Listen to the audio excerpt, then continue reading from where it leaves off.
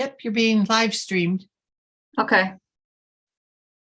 I guess I'll,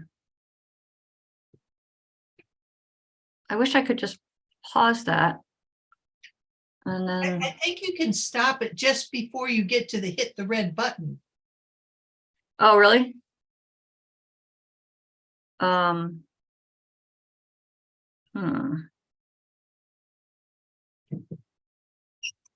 Oh. Yep, you're being live streamed. Well, Oh, you hear my voice there? That yeah, means someplace on your computer you got YouTube open and it's now Oh, yeah. playing the live stream. Okay, yeah, I turned off the sound, Okay. but now I'm not sure if it's still, yeah, I guess it's still, No, well, is it? anyway. Yes, I'm it's still being stop it. recorded. It's still being recorded. I see. Oh, okay. Oh, yeah, it says live. Okay. Well, that's fine. I'm just gonna, if it's all right with you, I'm just gonna record all this and I'll cut it off later. Okay. Yeah. Okay. I usually start the recording when that title slide is up. And it's when you're sharing a screen and you start looking for your Zoom controls, they disappear to the top of the screen. And that's always a hunt for where is that live stream thing. Right. So this might make sense if you're comfortable with the clipping.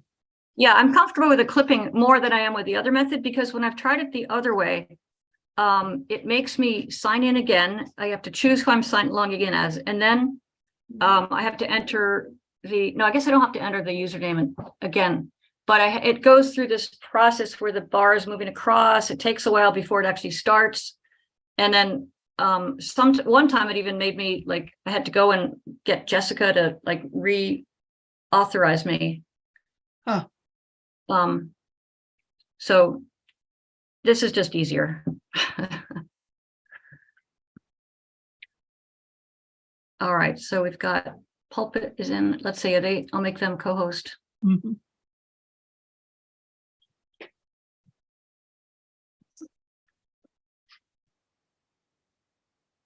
No, it's good to practice for me to be Zoom too, because I don't get to do that very often. Yeah, yeah, me too. Last time I did it, I was Zoom too, and I almost forgotten how to do it. Let's see. It's pretty easy.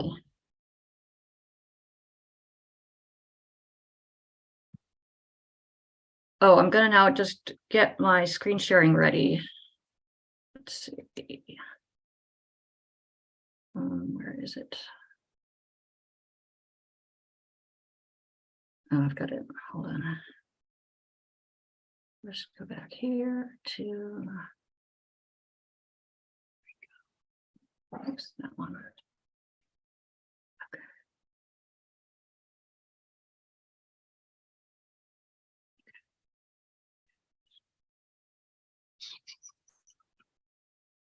Hmm. Hmm. Let's see.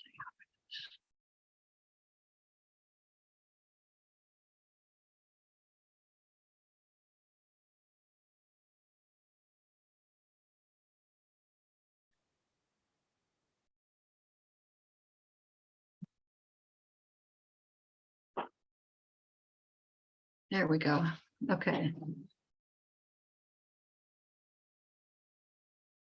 All right, great. That's working. Okay.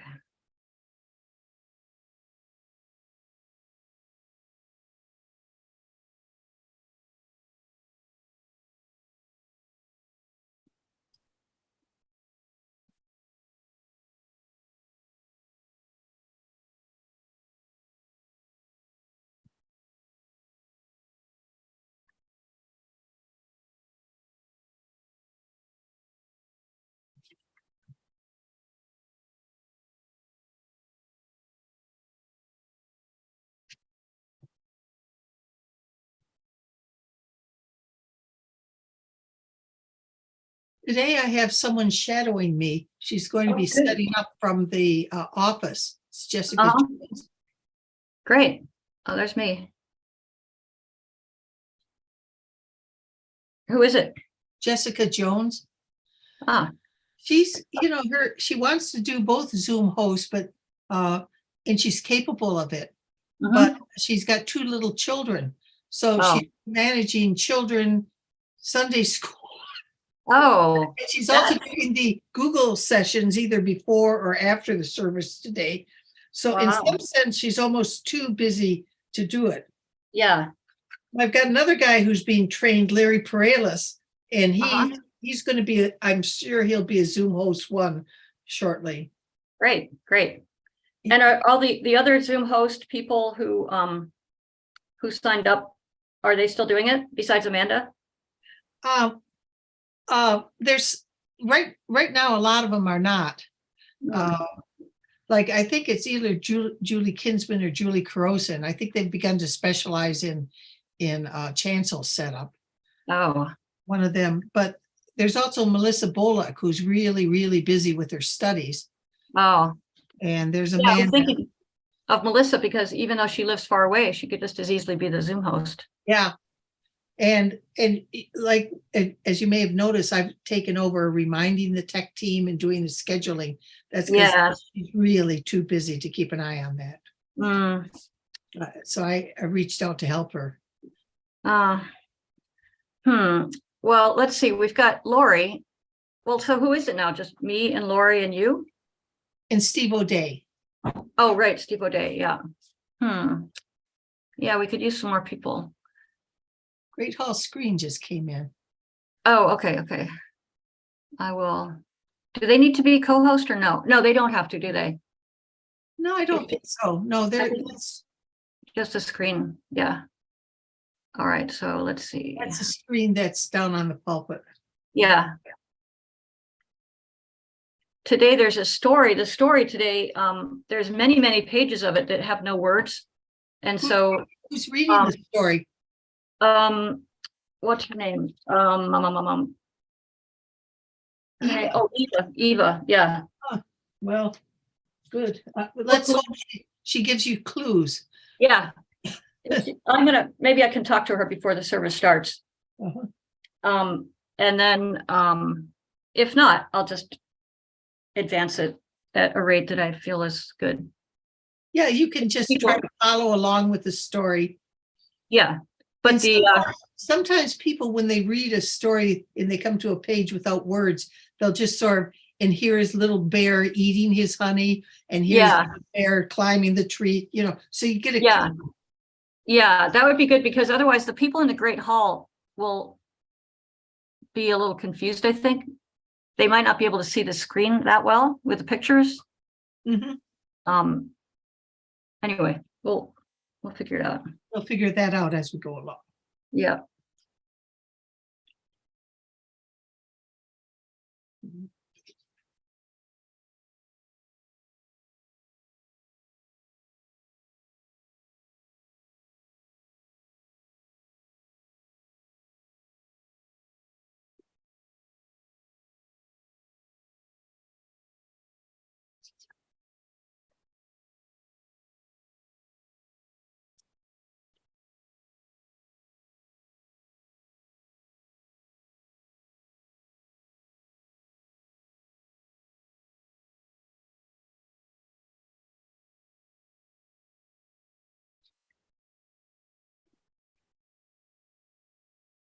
I just let Jane in, even though I don't think she's involved in the service, but I just let her in. I don't know.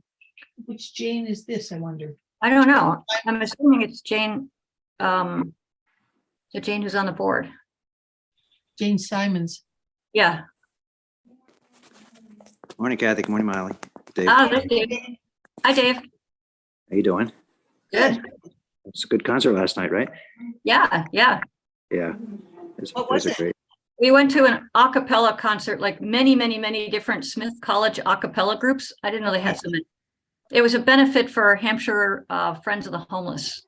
Nice. And Britt was one of the organizers and the sound person. Yeah, it makes this job look really, really easy. I don't know. I don't know that job. What you're doing is. Yeah, this was pretty straightforward. I can't imagine Really? doing it last night. Wow. Yeah, once you get it. Yeah. So Okay, Hey, we already did a sound check for Zoom. I don't know if anybody is on Zoom for the No, service. nobody's at home. Okay, good. Oh, It works. okay. Yeah, I was All right. wondering about that. Okay. Dave, can you let me know when Eva gets in? Eva Weigand, she's the one who's gonna be reading a story, and I have a question for her. Okay, I will be on the lookout. Okay, just like, Should I send her to the pulpit or something? yes, I just want to be able to talk to her for a minute before the Okay. service. Be on the lookout. All right, Okay. will do. Thanks. Signing off.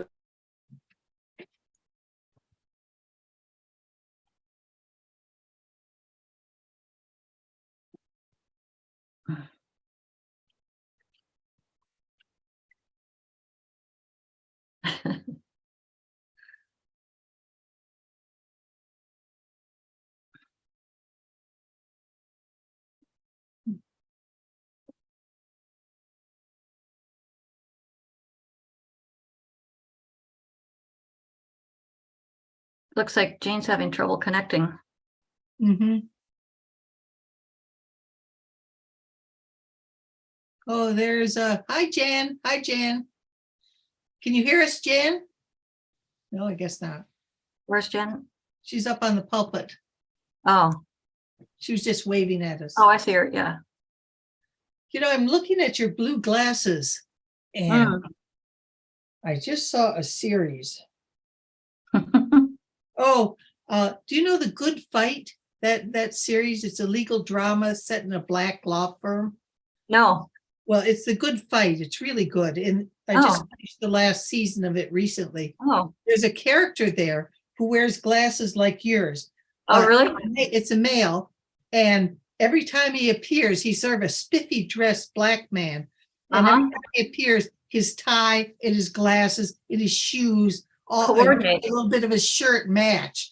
Yeah. So red glasses one day or blue ones another day, but he has the same colorful frames. That your frame reminded me of that. I like that they have on the side, they have like rainbow color sort of. Oh yeah. So like blue and black and pink kind of fuchsia. Let's see, who's that? Florence. I let her in. That's the pianist. Oh, all right. Oh, right. Okay. So that has to be made co-host, I think. Yes. I'll rename it. Okay.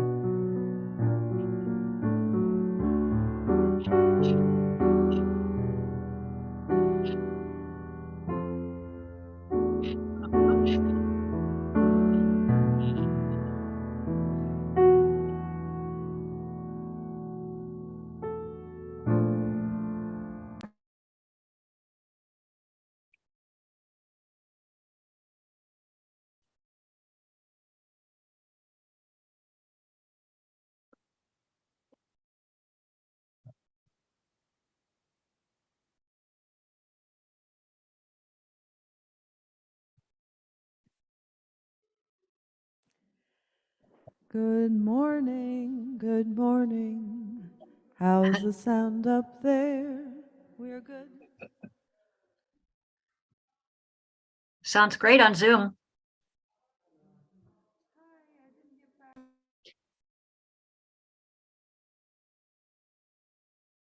Uh-oh, get me off that screen. You're probably on speaker screen. Yeah. Speaker view, I mean. Oh, I was training Larry the other day and I could not say split screen. Every time split screen, I couldn't get that word split screen.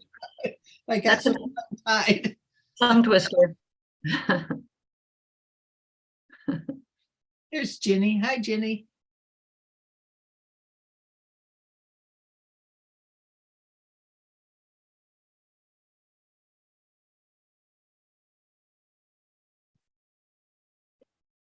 Okay, I'm going to run down and make a cup of coffee. I'll be back by Sure.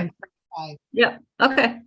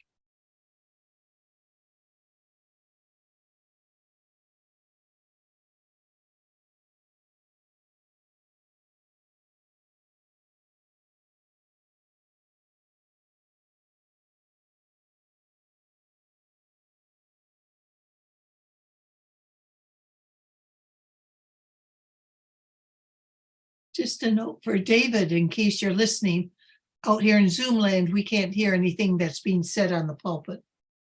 Maybe it's supposed to be that way.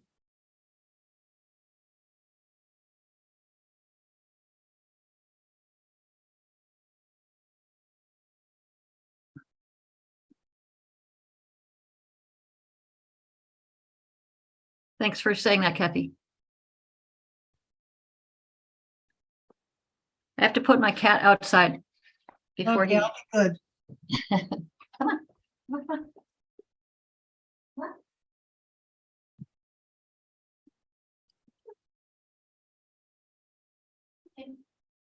Hello, Jessica. Are you in the office? No, I'm at home. Marcus and the kids just left. Okay. Well, you're shadowing me right now? Yeah. I'm going to make you a co-host in just a second. Okay.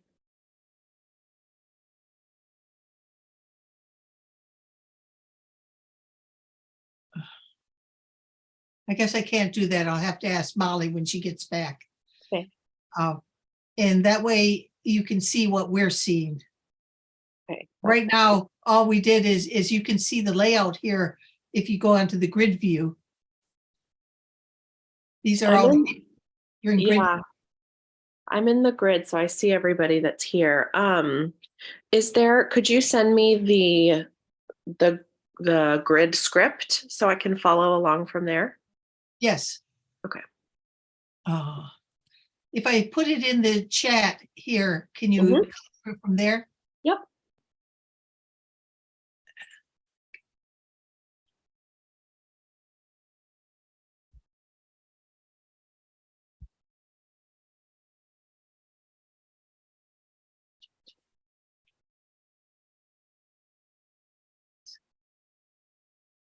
Well, no, you don't. Walk or chew gum. Okay, there it is. Got it. I've been downstairs for a while. I just realized you guys were coming. It's 9:45 on the script, so we're going to start at letting people come in and begin pre-service chat. Okay.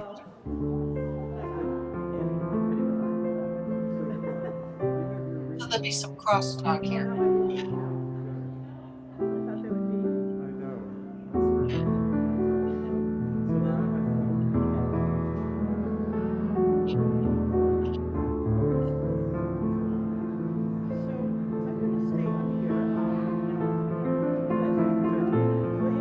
Hello, everybody out in Zoom land. How are you this morning?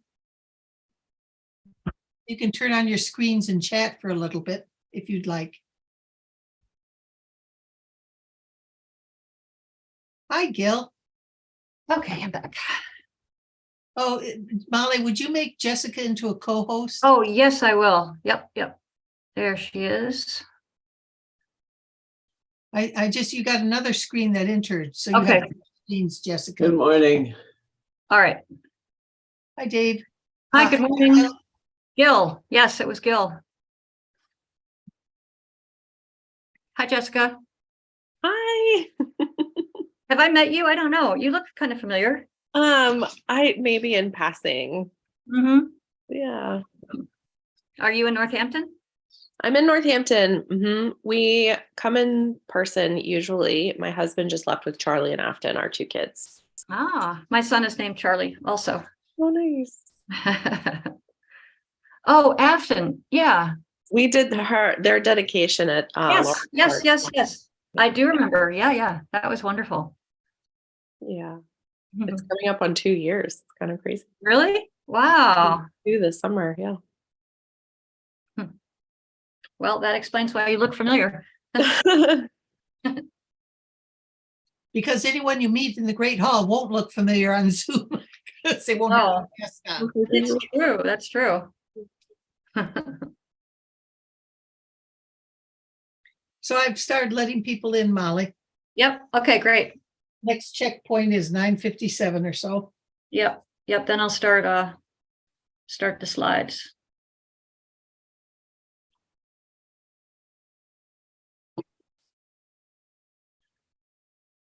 And I know you did, just for Jessica's thing, Molly did the YouTube.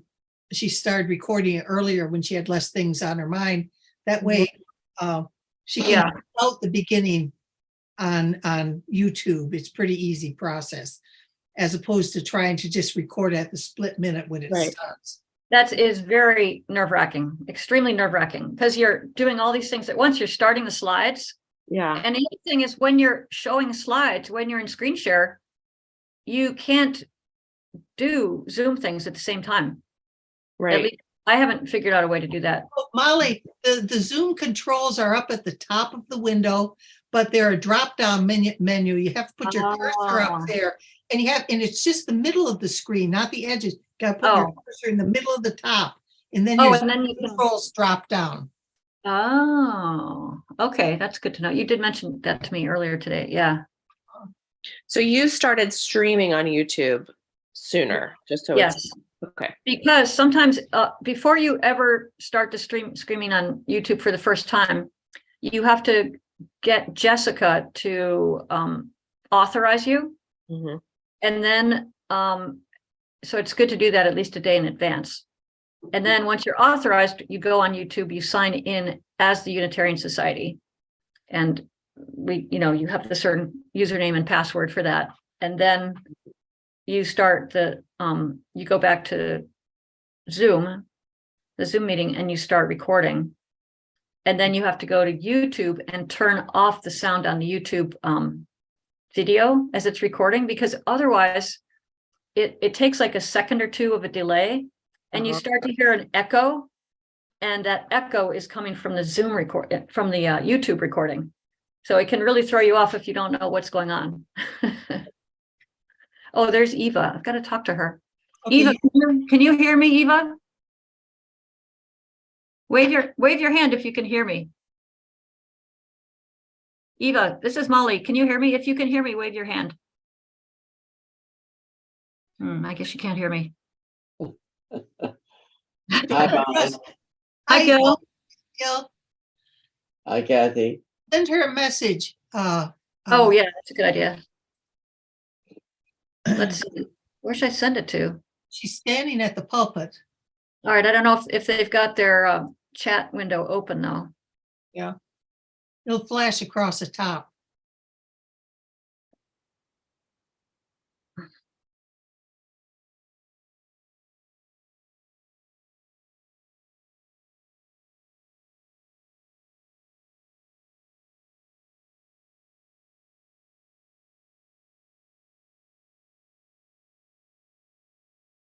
Dave, if you're monitoring, you should turn on the sound on the pulpit so that Molly can talk to Eva. I did send her a, Yeah, but if the pulpit PC is sound's turned down, she won't hear you, right? oh, well, let's see. So I'm not sure. I've unmuted it. Oh, she's right there. What question do you need to ask her? I need to ask her, when she's reading the story, there's some pages with no, wait, why don't you turn that off? Let's turn that off. It's too loud. I think the Great Hall was on. Can you hear me, Dave? Yes. Okay, when she's reading the story, there's a lot of pages that have no, there's pictures with no words. And so I need to know if she's gonna say anything during that time. Let's go down there and You say next Why not? page? Is Okay. she gonna say anything during the pages that have no words? Okay. Should she cue you to turn the page then? I just need to know if she's planning to, or if I should just do it on my own. Okay, very good. Oh, That's she great. wrote Okay, an answer. Oh, there's a separate book that has the words for the pages. Okay, Oh, where's that?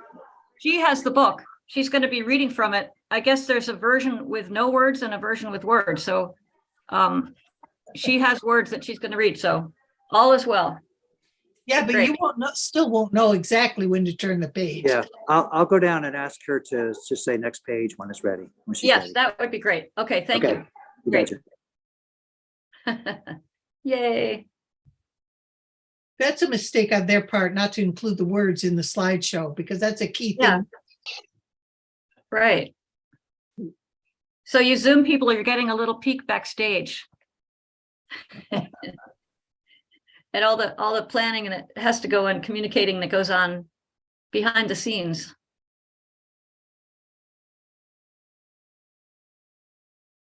Very exciting, I'm sure.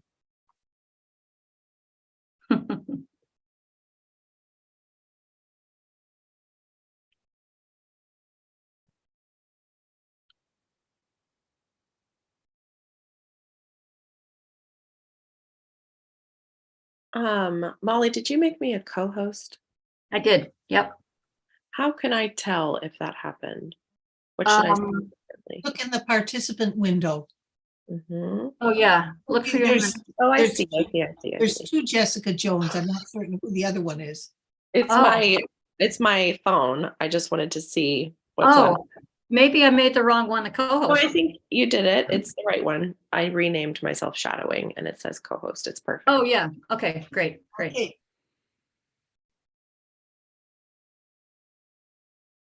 And Jessica, if you ever want to learn about host one, I'm happy to train you. Okay. But Kathy says you're very busy with your young kids, so might be hard to do. I'll start with 2 and then Yes. see how we go. Good idea. what I'm having, and this might be more convenient because Molly's in town. Larry is coming to my house to look over my shoulder when I do Yeah. Zoom. And I that's- think it's better to do it that way if you can. And Mhm. I'm down in Westfield, so it might be easier for Jessica to train Zoom one with someone like Molly or someone Right. else. Because you can turn off your sound and talk to Jessica and tell her what you're doing Mhm. while you're doing it. Yeah. And explain what's going on. Gotcha. So like from your perspective, Jessica, it's like you can't see when Kathy pushes a button to Right. make something happen. Right. But I Yeah. did send her the script, so she's following along. Oh, on yeah. I'm gonna- Okay. Yeah. All right. I'm going to start the welcome slides. All right. So maybe we need to mute the people. Can you First, do that, it's Kathy? after the first slide that I start muting people. Oh, right, right. Okay. All righty.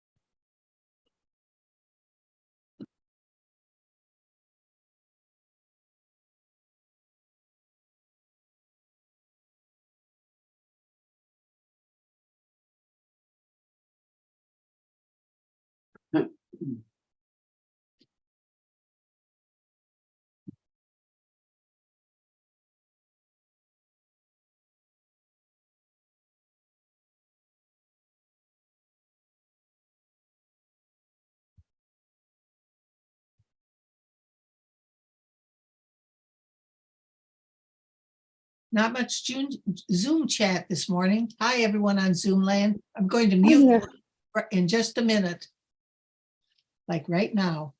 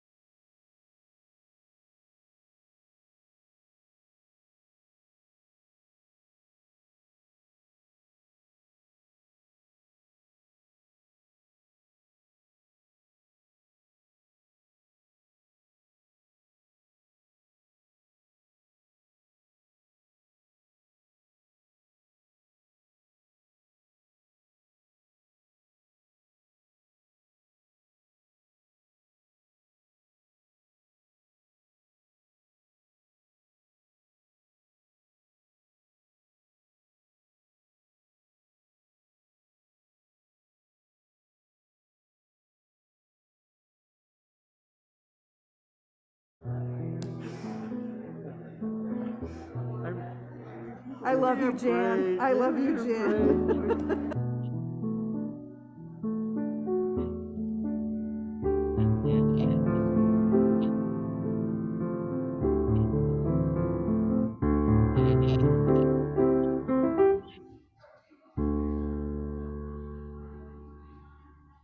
Molly, I don't see the pulpit screen anymore.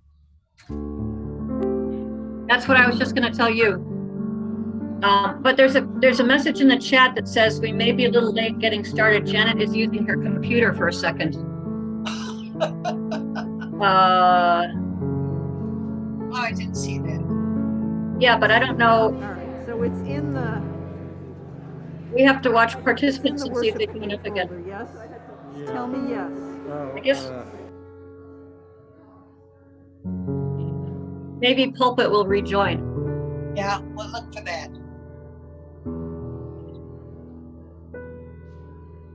I was just getting ready, Jessica, to prepare for spotlighting the pulpit.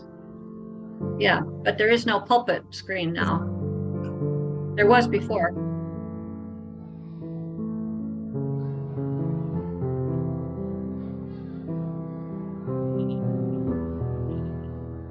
I wish we had a way to communicate with the pulpit. We don't have a way to tell them when things aren't happening. Yeah. Only through Dave somehow.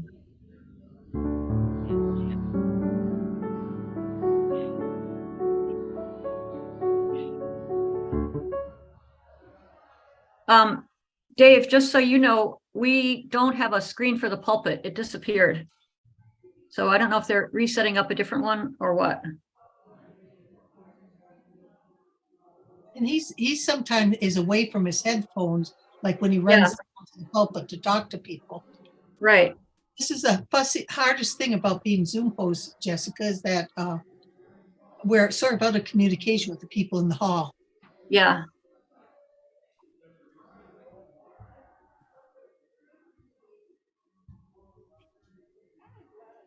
Wow, 44 people already. All right. Hang on, everybody. We're working on things. They're still getting ready in the Great Hall. We're not quite set up yet.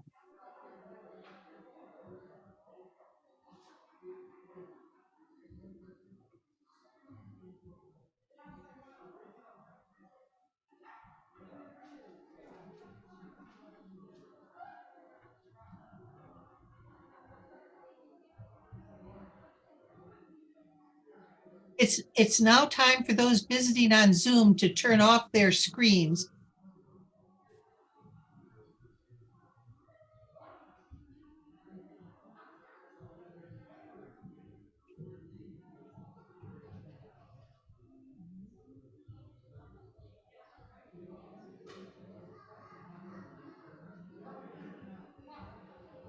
Dave, again, if you're in range of hearing, we don't have a screen for the pulpit.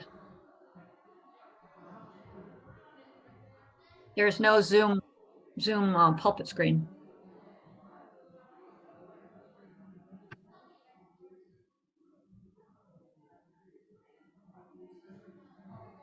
If you're just joining us, just hang in there. We're working on getting things set up still in the Great Hall.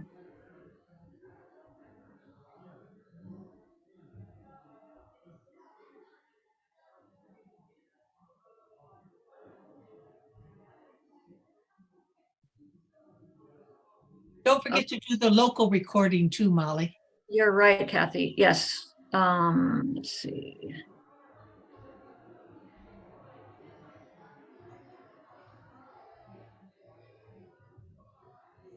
Where is that? Under the 3 dots. Yeah, I'm looking at it. Oh, there it is, right at the top. Yep.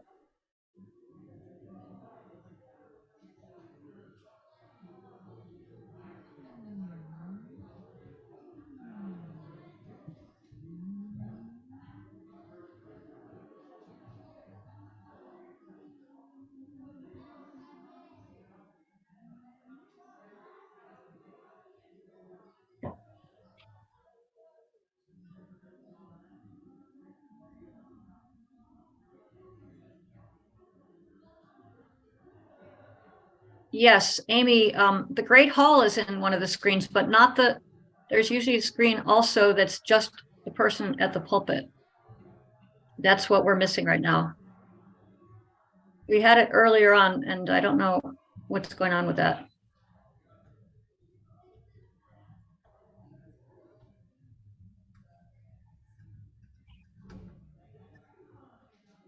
So just, we appreciate your patience.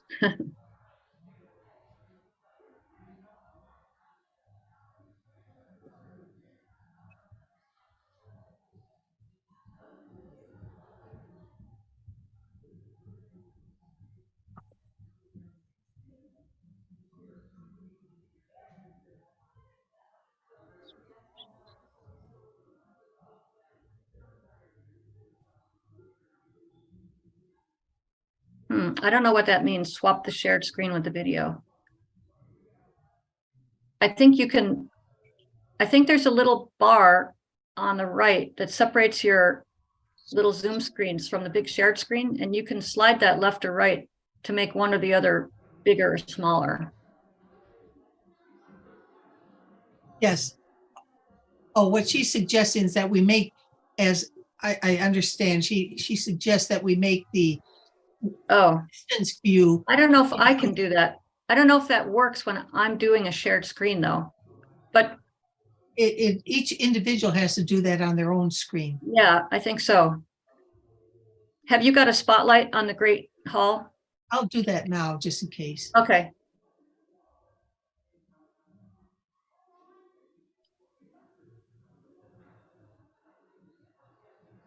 Yeah, I could unshare the screen for the time being. Somebody's requesting that I do that. Yeah, so Okay. let's see. Okay, I'll unshare the screen for now so people can see what's happening. So you can see Jan pulling her hair. Yeah. What is going on up there? Kathy and I don't know what's going on up there and why there's no pulpit screen, or if they even know that there's no pulpit screen. I think they do, because otherwise they would have started. Okay.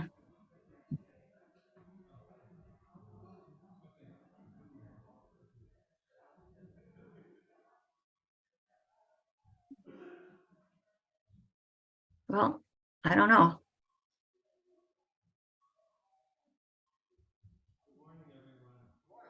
Oh, no, they are starting. Okay. Okay, I can't hear her though. Oh, no. Oh, this is terrible. Dave, we can't hear or see the pulpit. Oh, I don't think she's starting the welcome. I think she's just explaining to the Oh. crowd they're having difficulties. I don't know. Oh, maybe. I'm reading the body language. Of course, everybody on Zoom is listening to our dialogue, Molly. Yes. Welcome to I the know. Unitarian Society of There. Northampton Oh. and Florence. It's Okay. wonderful to see all of you here. And thank you for everybody who's helping with the service. If you are new or returning There you after go. some time away, we're glad that Okay, you're here there we go. again. Okay. Feel free to fill out a blue welcome card, which somebody will hold up and wave. And we'll put you, and you can put it in the offering plate later, and we can put you on our email list, and you can get messages about all the things that are going on here. We strive to be a congregation that welcomes people of all ages, races, religions, religious beliefs, backgrounds, sexual orientation, gender identities, and abilities. We belong to the Unitarian Universalist Association of Congregations, and we are guided and inspired by its values and principles. Our values and principles move us to remember that we in Northampton inhabit unceded land from the Klimczak and Nipmuc people. They remind us to acknowledge our responsibility to face the legacies of dispossession and systemic racism that are part of our collective history, even as we also affirm and celebrate the legacies that inspire us. If you're on Zoom, we ask you to keep your videos off except during the greetings. And if you're in the Great Hall, thank you for wearing a mask. So this is an adult Credo service, and what does that mean? Well, for many, many years, we've asked our coming of age youth, people around 13 plus or minus a year, to tell us what they believe. Our faith is a non-creedal religion, and it allows us to create our own belief system based on the principles that guide us. And so more than 2 decades ago, we said, well, if the youth are doing it, why don't we ask the adults to share their thoughts with us? And so for 20 or 25 years, we've had 1 or 2 services a year where some of the adults have shared their belief system and what brought them here and their journey, their religious journey. And today we have Craig Dreezen and Corky Klimczak, and I'm sure you'll find them inspiring.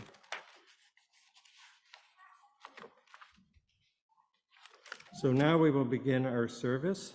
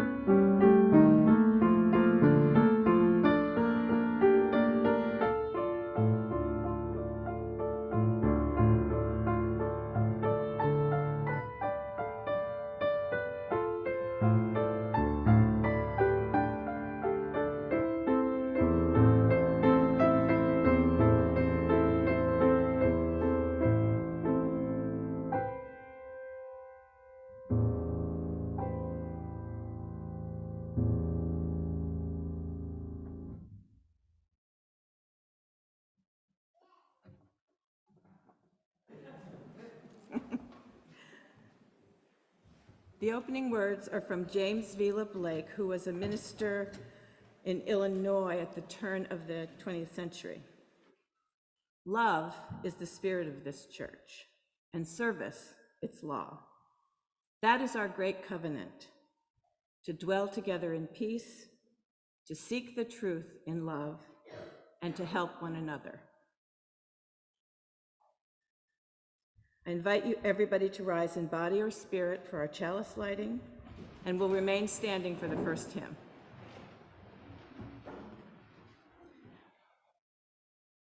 We light this chalice as a beacon of hope, a sign of our quest for truth and meaning. We light our chalice as a beacon of love in celebration of the life we share together.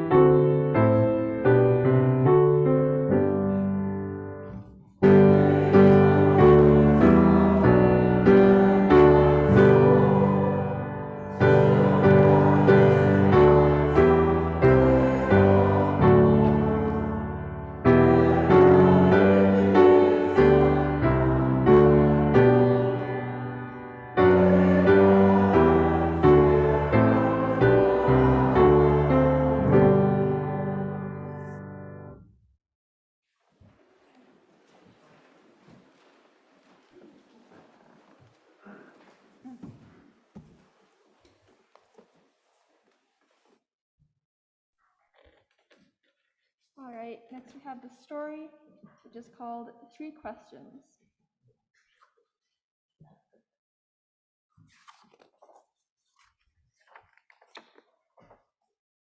There once was a boy named Nikolai. Sorry, thank you. There once was a boy named Nikolai who sometimes felt uncertain about the right way to act. I want to be a good person, he told his friends, but I don't always know the best way to do that. Nikolai's friends understood, and they wanted to help him. If only I could find the answers to my 3 questions, Nikolai continued, then I would always know what to do.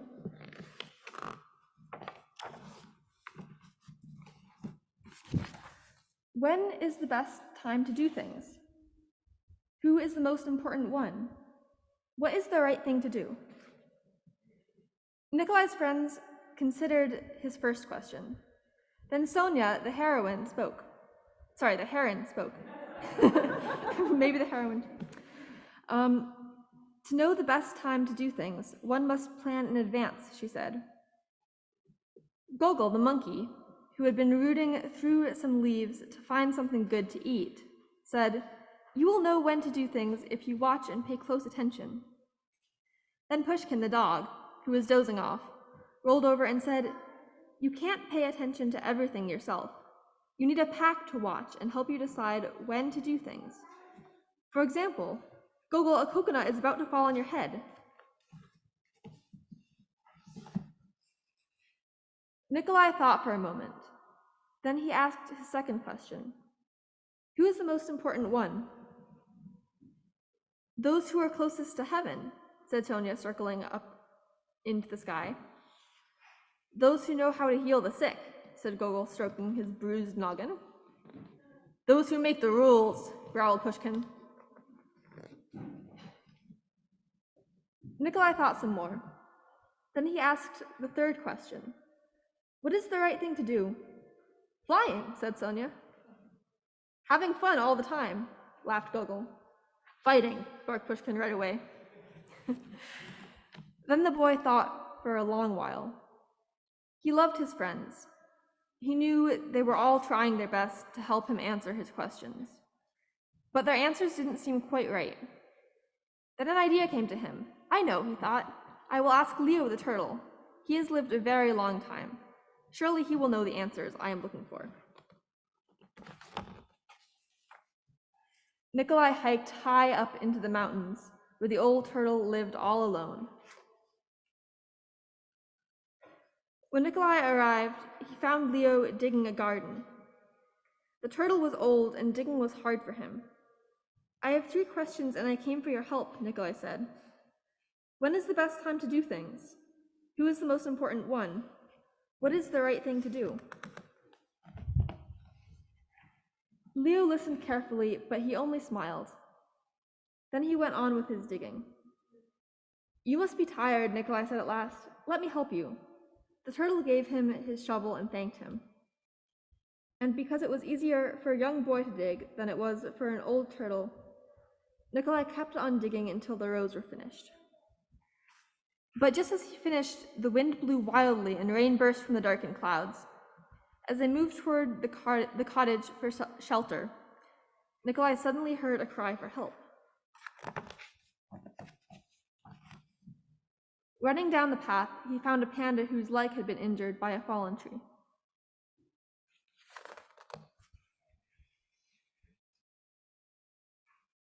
Next slide. Thank you.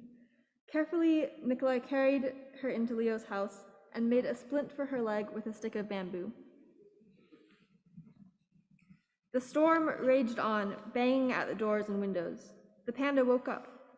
Where am I? She said. And where is my child? Next slide.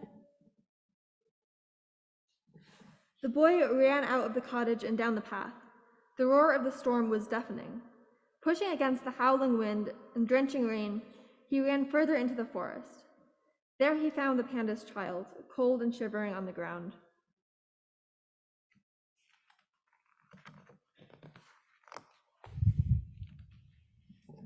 The little panda was wet and scared, but alive.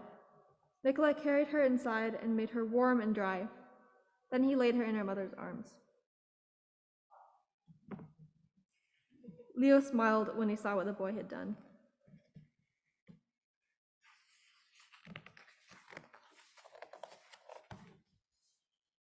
Next slide, please.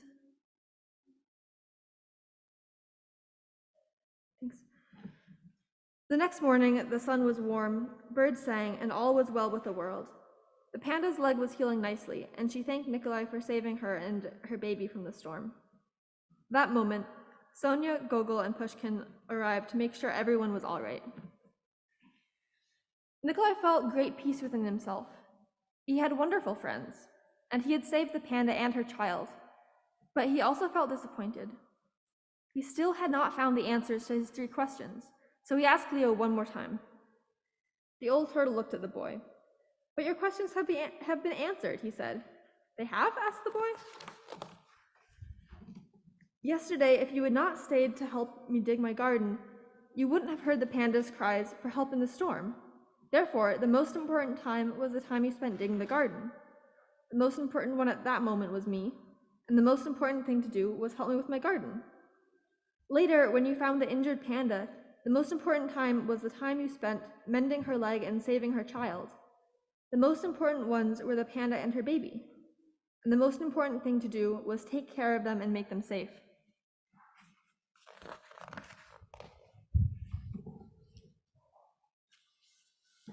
Remember then that there is only one important time, and that time is now. The most important one is always the one you are with. And the most important thing to do is good for the one who is standing at your side.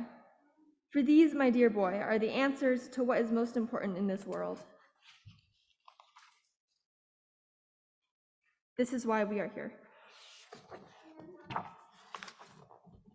The end.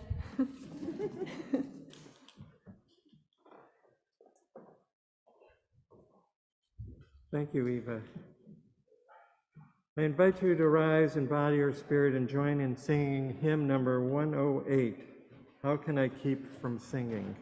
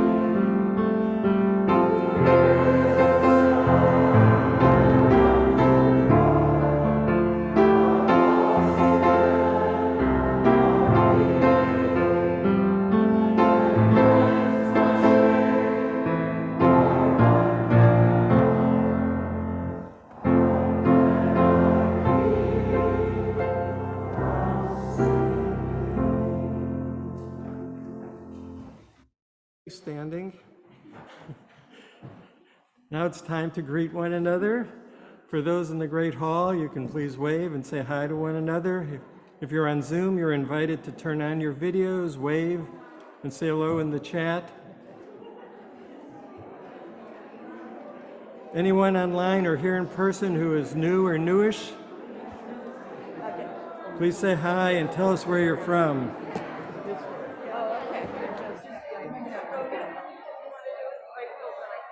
So, hi Peggy, and let me see who's here.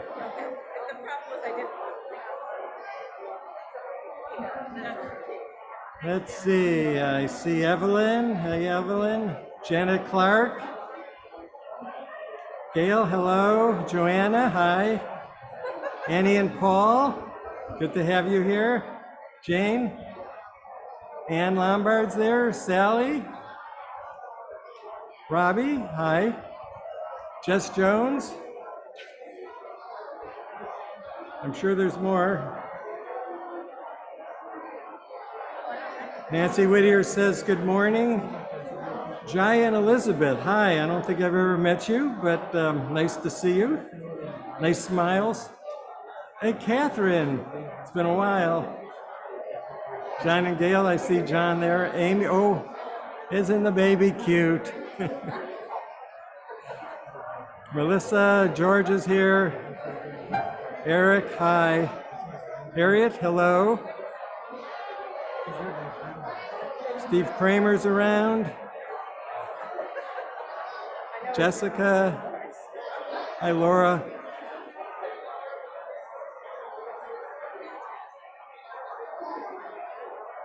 Eric.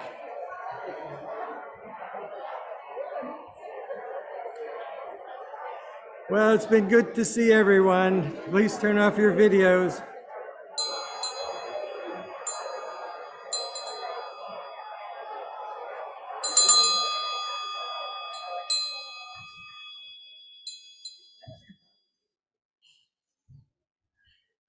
Well, it looked like you're all having fun there. So now it's time for anyone going through religious education activities to leave us. And let's please join in singing them out.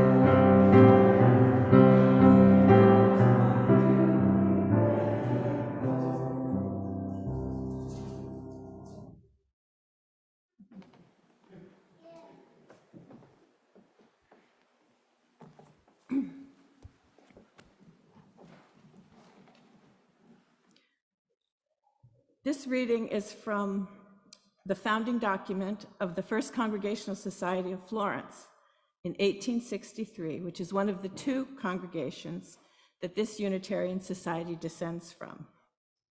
They're engraved in the back of the Great Hall. Respecting in each other and in all the right of intellect and conscience to be free, and holding it to be the duty of everyone to keep his mind and heart at all times open to receive the truth and follow its guidance, we set up no theological condition of membership and neither demand nor expect uniformity of doctrinal belief, asking only the unity of purpose to seek and accept the right and true and an honest aim and effort to make these the rule of life. And recognizing the brotherhood of the human race and the equality of human rights, we make no distinction as to the conditions and rights of membership in this society on account of sex or color or nationality.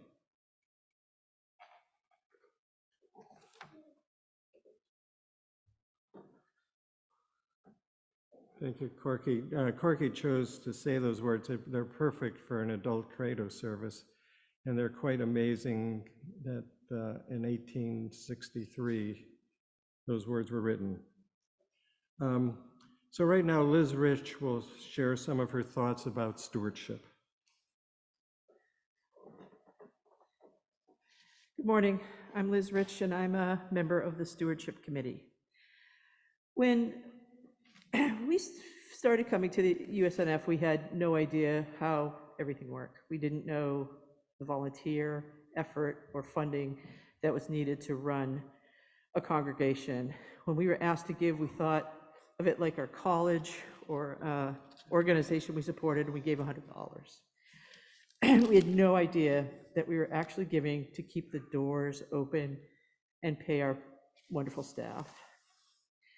Now the way I look at stewardship is that we are supporting our spiritual journey with the people we love in a place we love.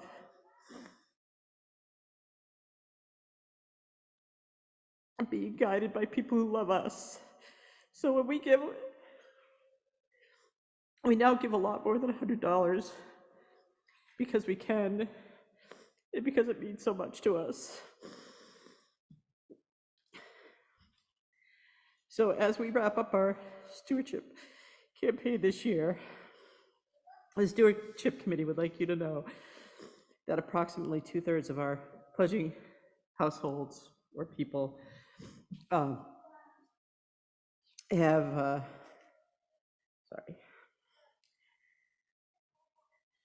have contributed over $200,000 to next year's budget. We are hoping that 1/3 of you will please take the call from your steward or meet with them and pledge what you can for the place we love.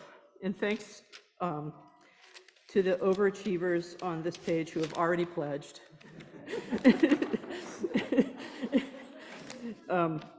So us underachievers can take a little extra time to do that. And thank you all.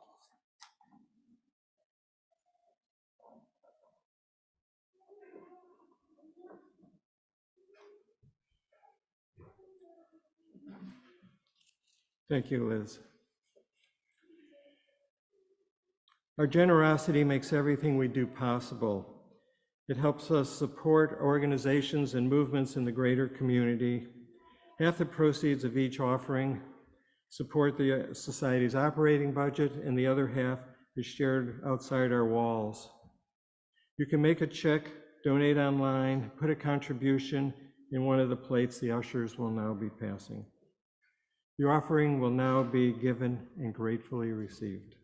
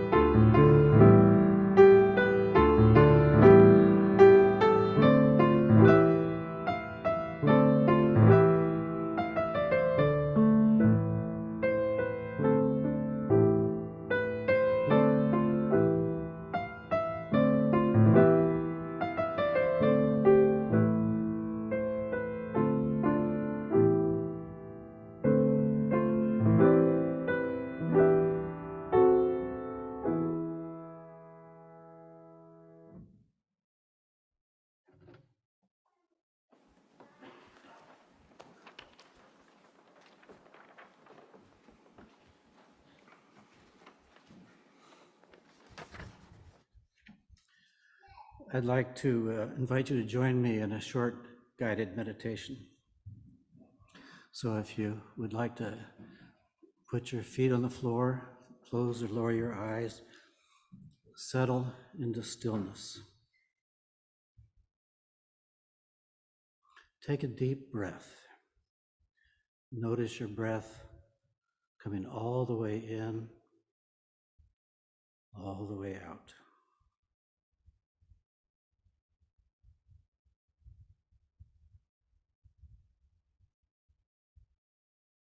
Find your stillness, which isn't really still.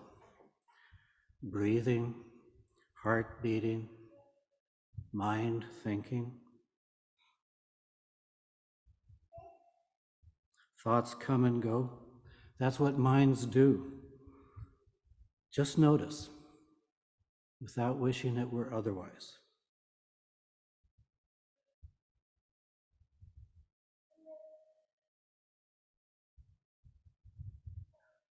Each time your attention wanders, come back.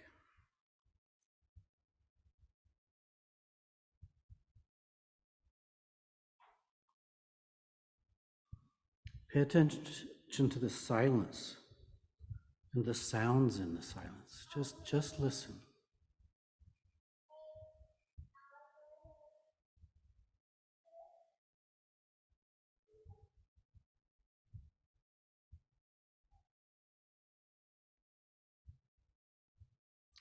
Even if you're at home, we're sitting together.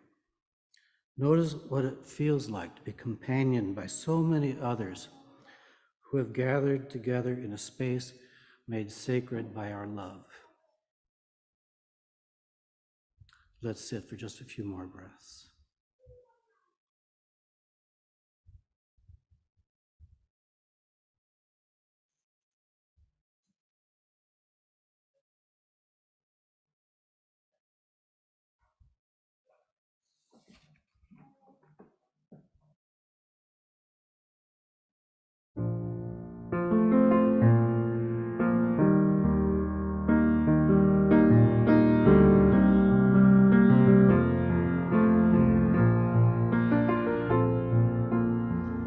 There was a child named Bernadette.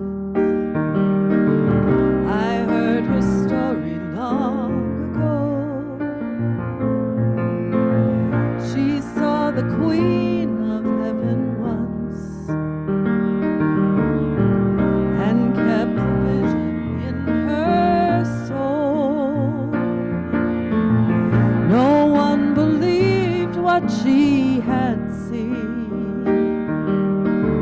No one believed what she heard,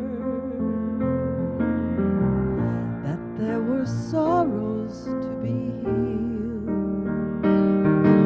and mercy, mercy in this world. So many hearts I find broke like yours and mine, torn by what we've done and can't undo. I just want to hold you. Won't you let me hold you like Bernadette would do?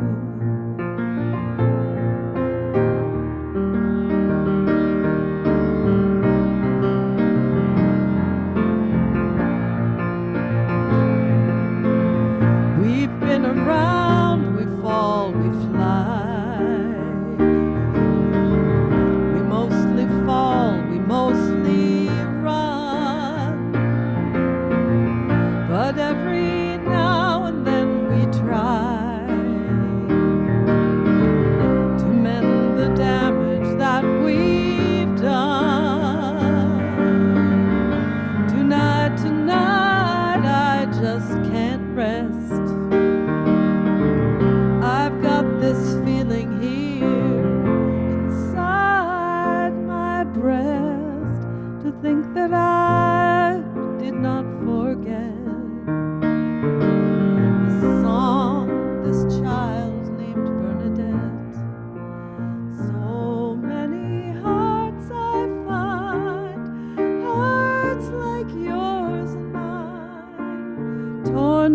we've done and can't undo. I just wanna hold you.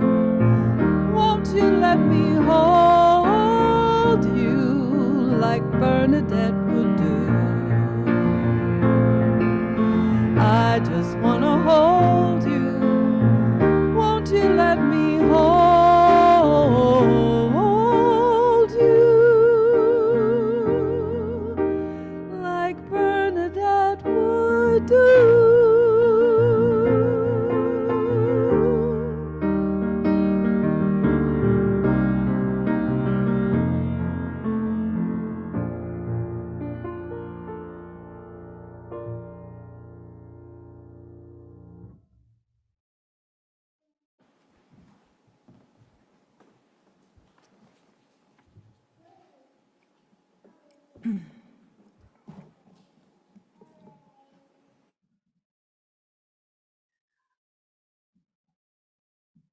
Our reading is from Robert McLaren, a book called Do I Stay Christian? It's an excerpt from a prayer that he wrote. I do not know everything. I do not even know how much I do not know. Nor do I know how much of what I know is impartial, faulty, or false. So I pray. Source of all truth, help me to hunger for truth, even if it upsets, modifies, or overturns what I already think is true. Guide me into all the truth I can bear, and stretch me to bear more, so that I may always choose the whole truth, even with disruption, over half-truths with self-deception.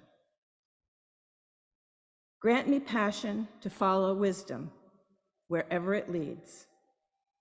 Do not let me be satisfied to see only what is visible from my limited perspective. Grant me curiosity to understand what my neighbors can see from their different vantage points.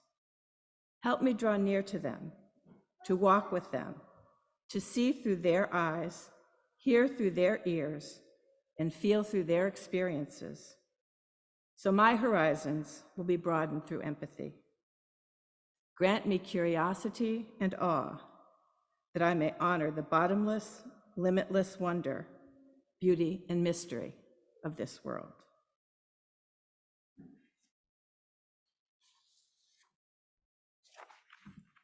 I didn't know that Ellen was going to be playing Bernadette. I have to say before I begin my credo that I'm no Bernadette, but my credo does begin with an experience I had, a powerful experience I had when I was about 9 or 10. I went to a friend's house hoping she could play, but she had to clean her room. So I headed to the woods behind her house alone. I spent a lot of time in those woods and often climbed trees. One of my favorite white pines to climb was on a hill overlooking my friend's house. That day, I climbed it higher than I ever had before, right up to the very top branches. Suddenly, strong gusts of wind began to blow. I clung to a top branch as we swooped down in one direction, back up, and then swooped down in the other, over and over. When I've told this story, people usually ask me if I was frightened. I wasn't, because I experienced an overpowering, all-encompassing feeling. First, of being one with the tree, and then of being one with everything. I'd never felt anything so powerful before, and I've rarely felt anything similar since.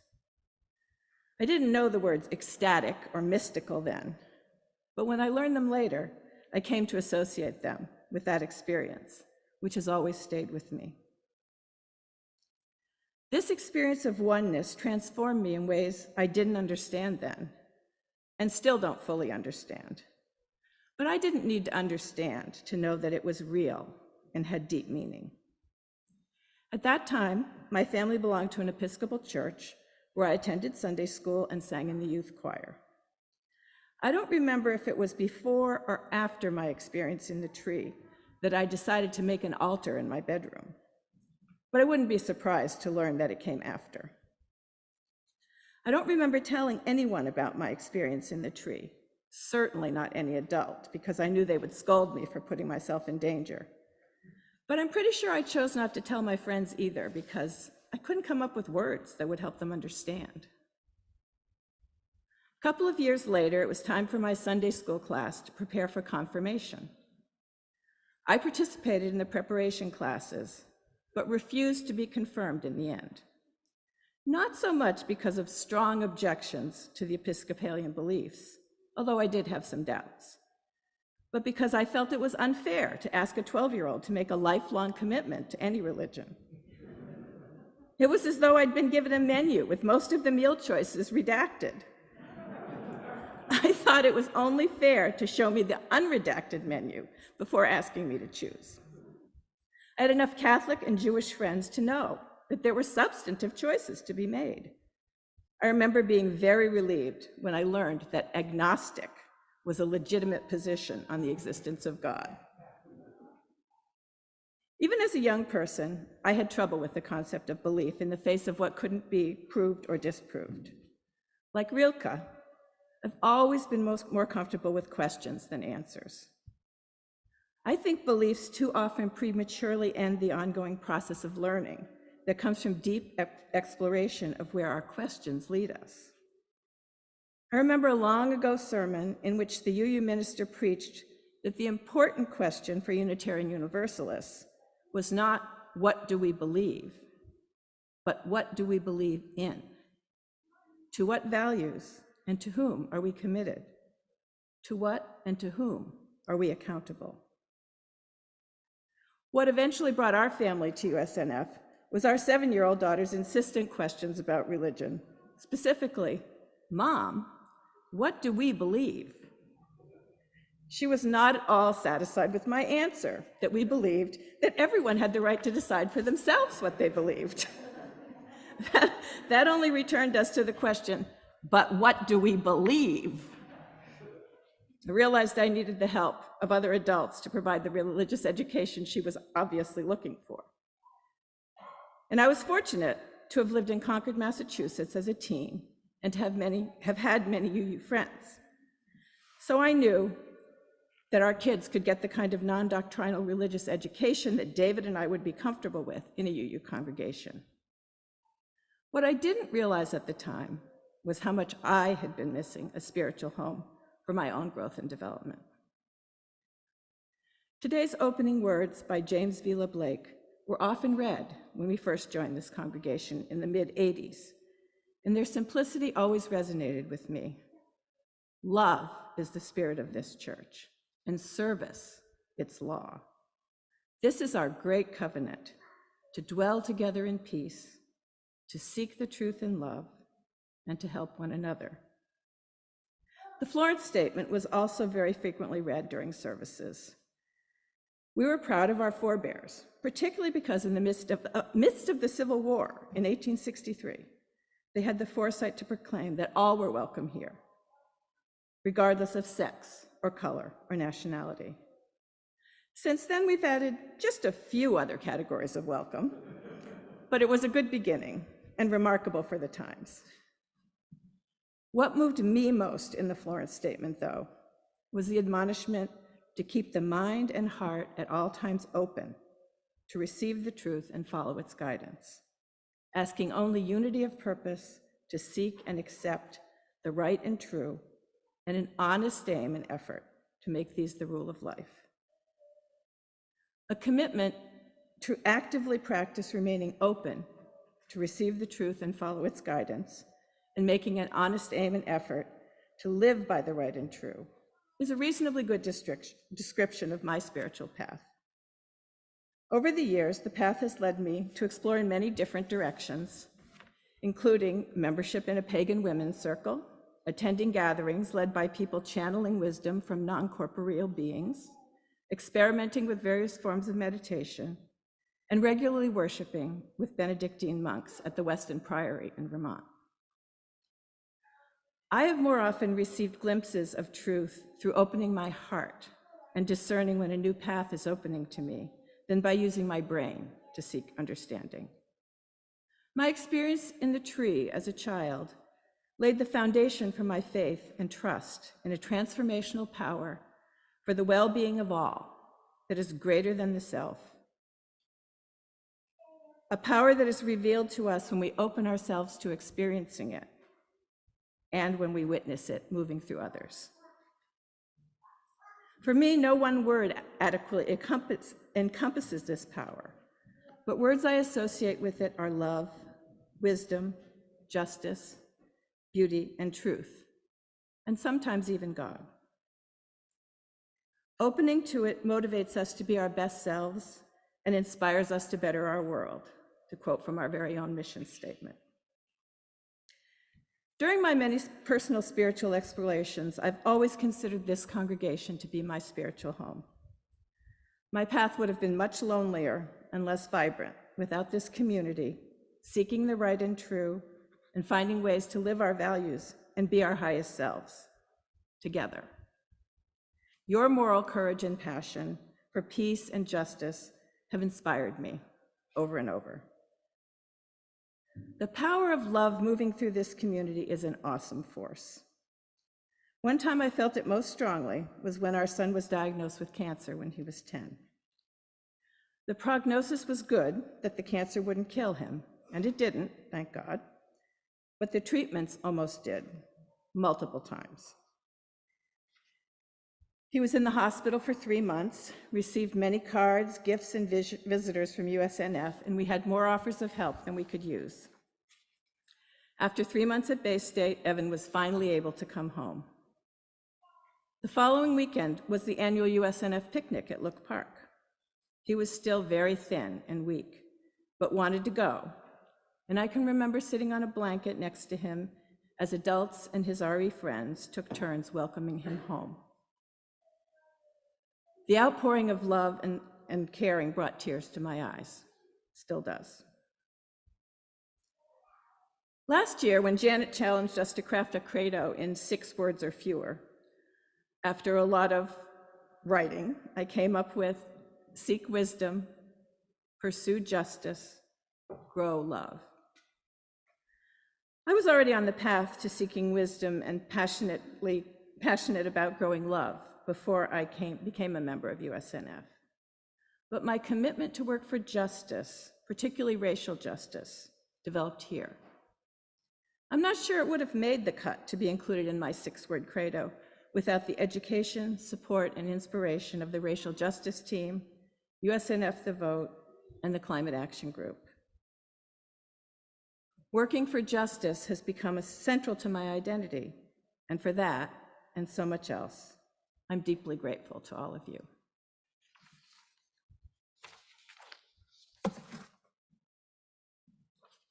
I invite you to rise in body or spirit and join in singing the hymn Wo Ya Ya, number 1020 in the Teal hymnal.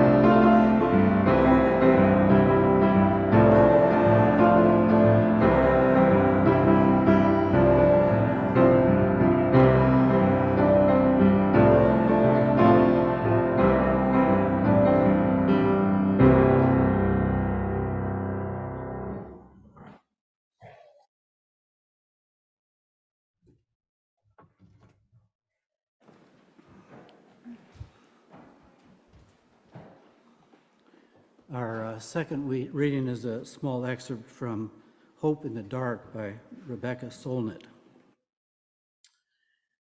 When we recognize uncertainty about the future, we realize that we may be able to influence outcomes, alone or in concert with a few dozen or several million others.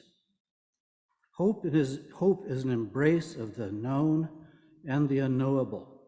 It's an alternative to certainty.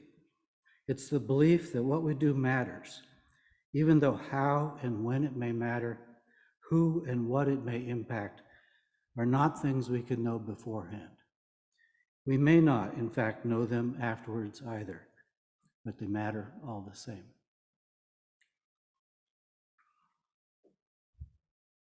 So Corky and I did not coordinate our credos, but it's amazing how many common themes there are. It must be the air we breathe here. As Unitarian Universalists, we support each other in our search for truth and meaning. And I suppose my credo is an attempt to answer what I'm learning from that search. What do I believe? What is truth? Ultimately, I don't know, and that may be the truest thing I say here today. Not all I believe is true. I believe I'll be here next week. We'll see. What do I believe? Better perhaps to ask, what can I trust? I've been asking a long time. I have a vivid memory of sitting in an auditorium, a high school English class, with television monitors against the walls, and a remote instructor was teaching English. This was really cutting edge education back in 1967. The teacher was talking about the transcendentalists Emerson and Thoreau and the poet Walt Whitman.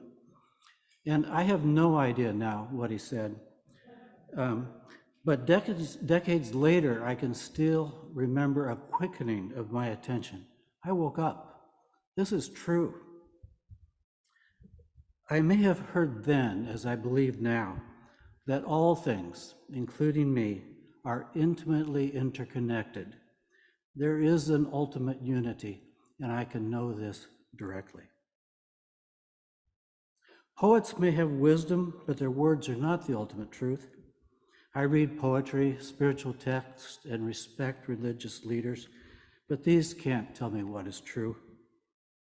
Hakuin wrote in 17th century Japan about what Buddhists call the great matter. He said, realize that this cannot be handed down, cannot be explained. Rather, it is like knowing for yourself by drinking it, whether the water is warm or cold. There's an intimate knowing that transcends teachers and words.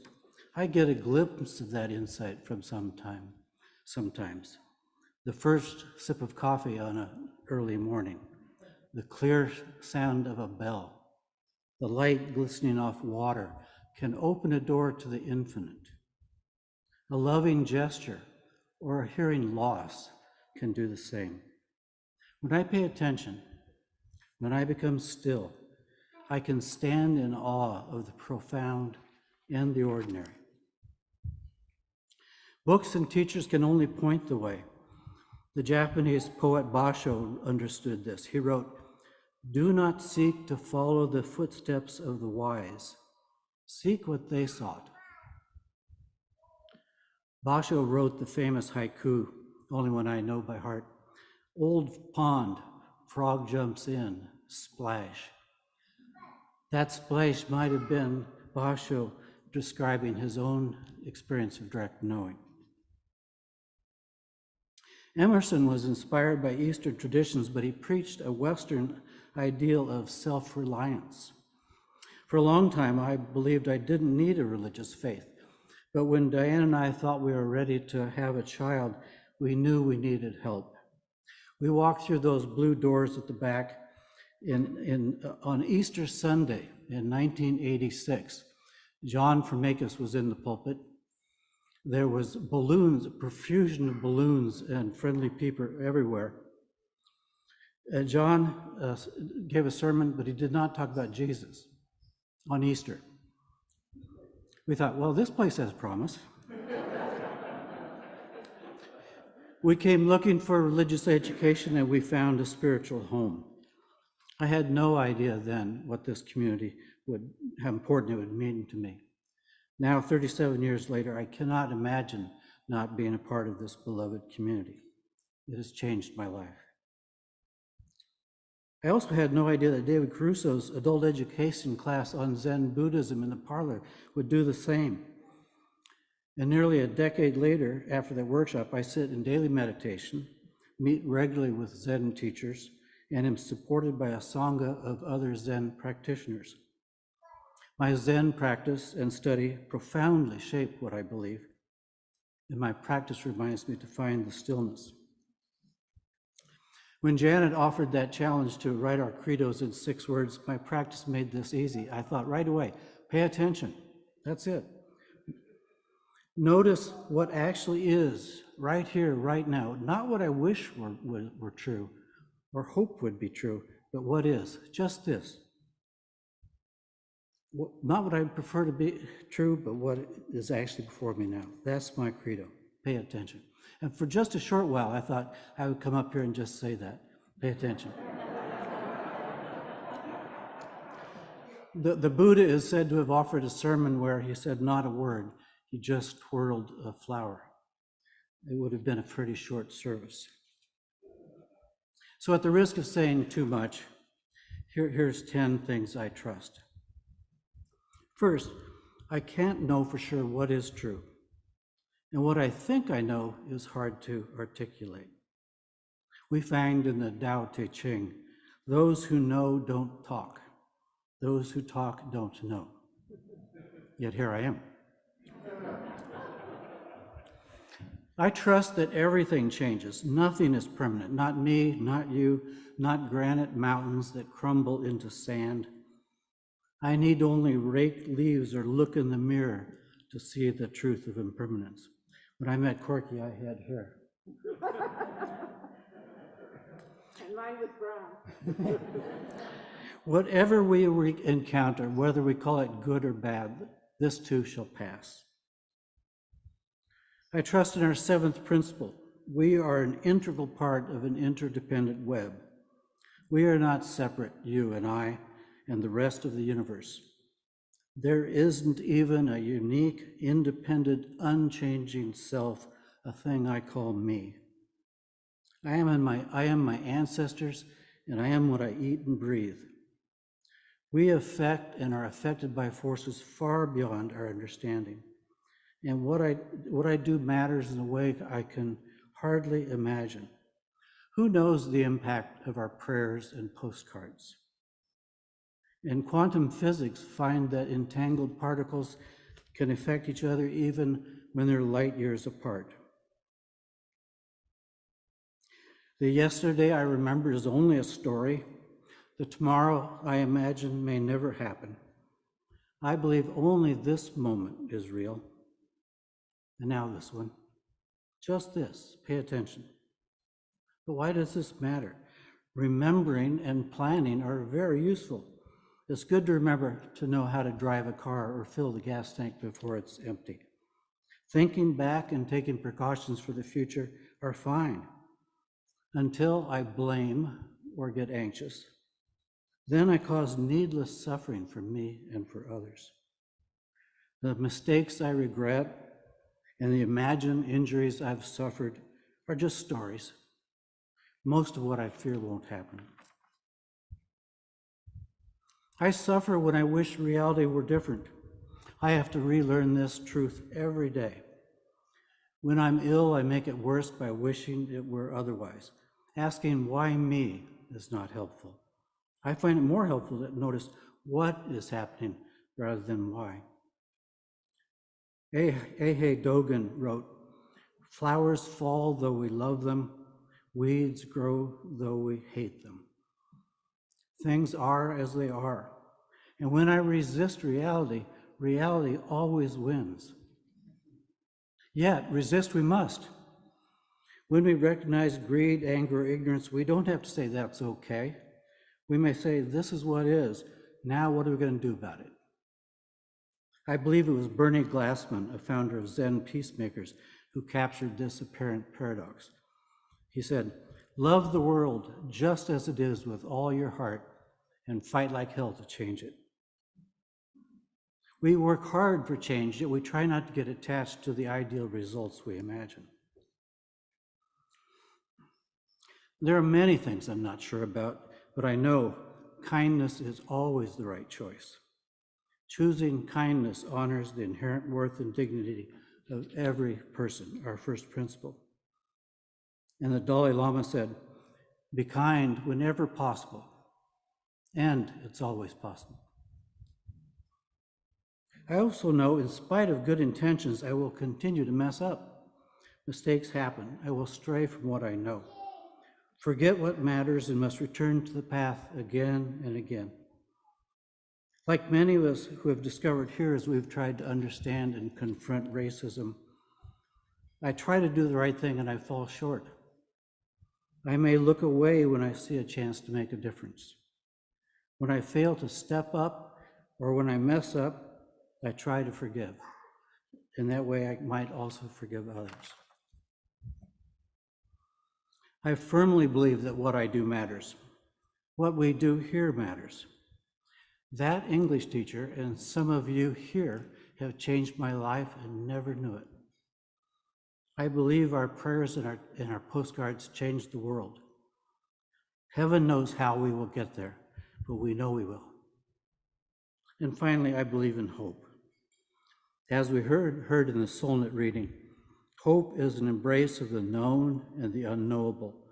It's an alternative to certainty. It's the belief that what we do matters, even though how and when it may matter, who and what it may impact are not things we can know beforehand. We may not, in fact, know them afterward either, but they matter just the same.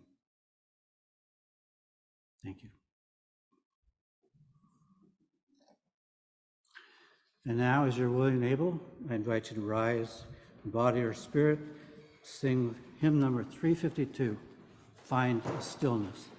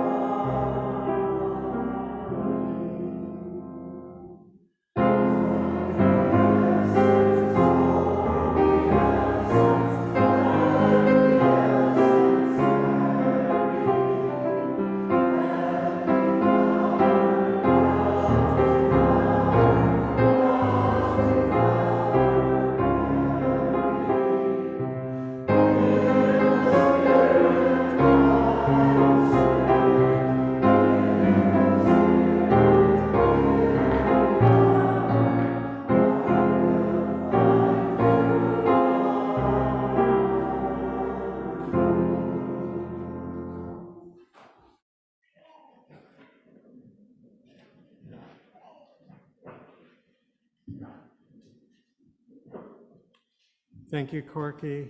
Thank you, Craig. Thank you, Liz. It's words like those that continue to make me understand why it's important for me to be here. These are words from Thich Nhat Hanh. Knowledge is solid. It blocks the way of understanding. Water can flow, can penetrate. In Buddhism, knowledge is regarded as an obstacle to understanding, like a block of ice that obstructs water from flowing.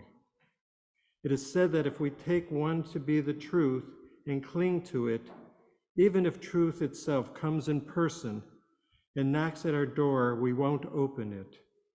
For things to reveal themselves to us, We need to be ready to abandon our views about them.